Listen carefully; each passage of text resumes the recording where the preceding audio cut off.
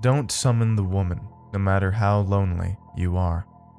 Written by simulatislacrimis.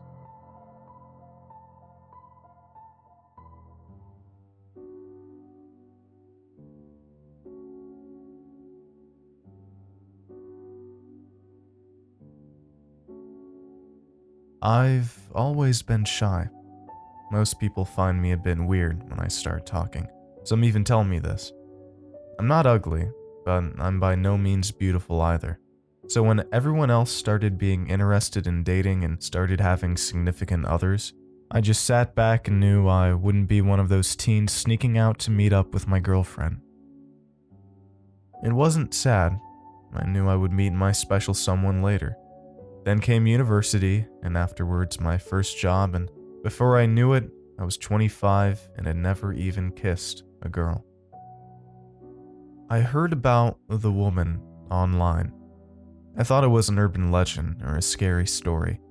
I can't remember the name of the website, and I haven't seen it since the late 2000s, but it worked pretty similar to Reddit.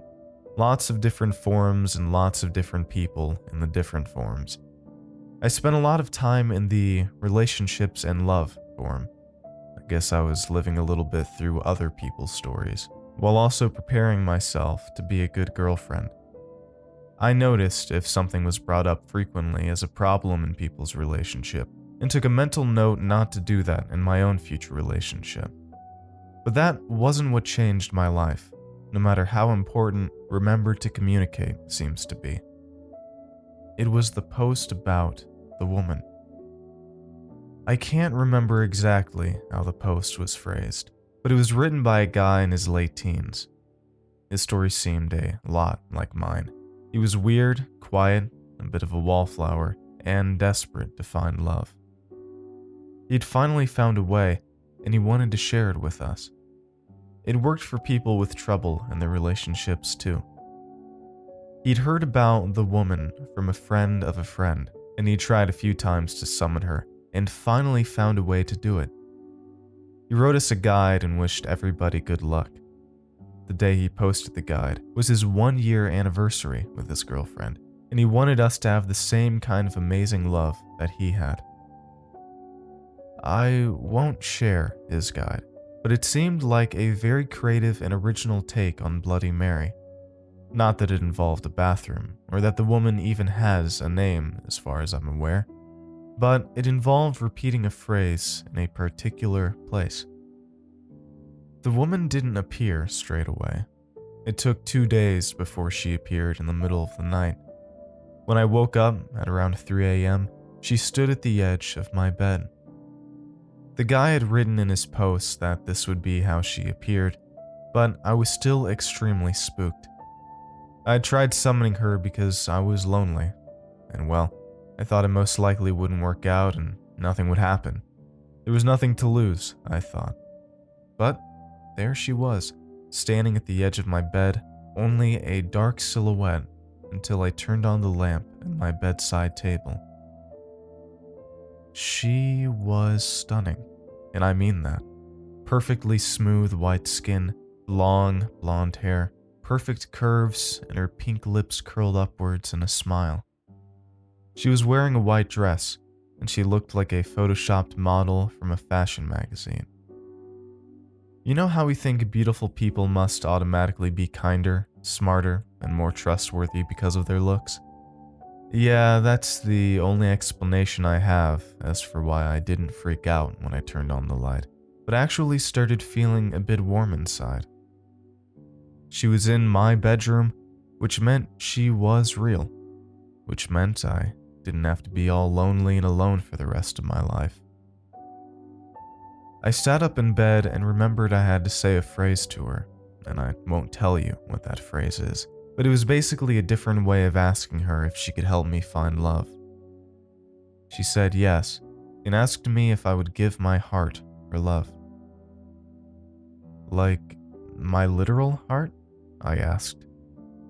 No, sweetie, she said. Would you give up what you love the most if it meant a lifetime spent with your soulmate? I thought what I loved the most.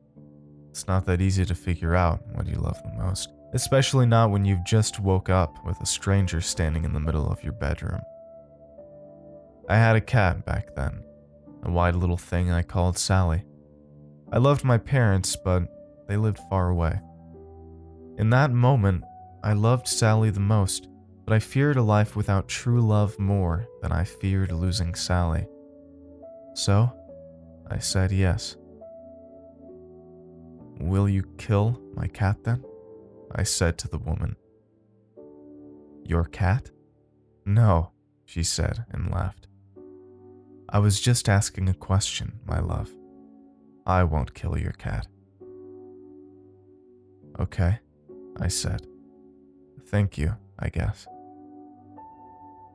She smiled at me and said, "I've gotten all I need. Good night, sweetheart." And with that, she went over, put her finger on my forehead, and everything went dark. It felt very similar to getting anesthesia for a surgery. I woke up the next day certain it had been a dream, and I kept believing that for the next week until a cute girl named Aisha asked for my number at the grocery store. It was love at first sight, and I knew it was because of the woman. We went on a few dates, and our chemistry was off the charts. This beautiful, smart, and brilliant woman liked me, and I liked her, and we could talk for hours, and we would walk the streets hand in hand, giggling like two schoolgirls. But it wasn't actually meant to be, and I knew it. It was the woman, and if I knew how to find her, I would have worshipped her like a god. When Aisha asked if I wanted to be a real official couple, with an announcement on Facebook and everything, I would have given a lung and a kidney to the woman. Of course I wanted Aisha to be my real girlfriend. I had wanted to marry her since our very first date. And I did ask her to marry me 6 years ago. And 5 years ago, we had the most beautiful wedding you could imagine. We had to get Aisha's dress refitted right before the wedding because her belly was getting huge. I used to joke about it and say that we weren't expecting a baby, but a 3-year-old. Our daughter was born at a normal size though, and she was beautiful. We had tried to find a sperm donor whose looks sounded like they matched mine, and I would say we succeeded.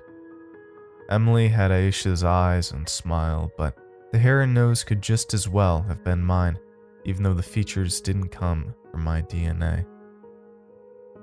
I wasn't even worried, as Sally had died around the time me and Aisha moved in together. It was a natural and peaceful death. Sally was old and died in her sleep. That meant that the woman didn't want anything in return. She just wanted to help people find love. I thought she was some kind of supernatural matchmaker. But then something happened. It happened last week. I was giving Emily a bath when the woman appeared. One moment, she just suddenly sat next to me, looking at Emily in the bathtub. She still looked stunning, but her white dress was filthy. Her long hair was gray, and her face wrinkled. "I've come to take your heart, sweetie," she said. "I'm sorry, but this is the way it has to be." I knew what she meant instantly. I pleaded with her, said she could take me, Aisha, both of us, for all I cared. But she just said no, and apologized. She touched my forehead with her finger, like she'd done last time, and the world went black.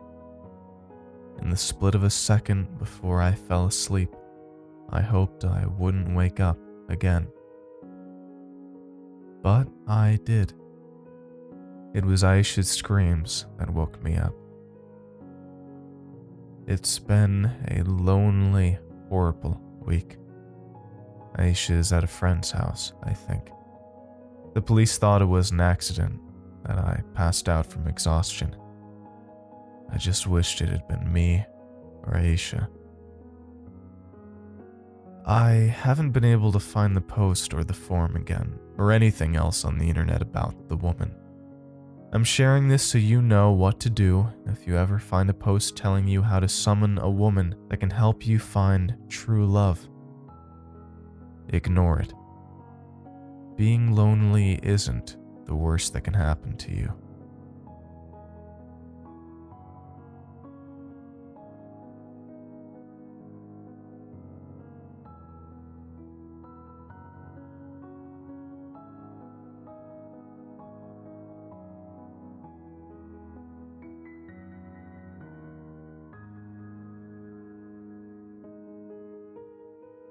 Okay. Thank you all for listening. I hope you enjoyed tonight's episode, and huge thanks to the author for letting me narrate their tale. If you enjoyed, please subscribe for more, give this video a like. If you'd like to help support this channel, you can always visit my Teespring store at teespring.com/stores/ClancyPastaStore, or go to patreon.com to donate and help support the channel as well. You can follow me on Twitter at ClancyPasta, and I'm thinking about trying to stream on Twitch sometime soon. So if I do, that'll be the place that I'll post about it, so all of my Twitter followers are going to be the first to see that. Stay tuned for more episodes, and once again, thank you all for listening. I appreciate it so much, and have a great night. Cheers.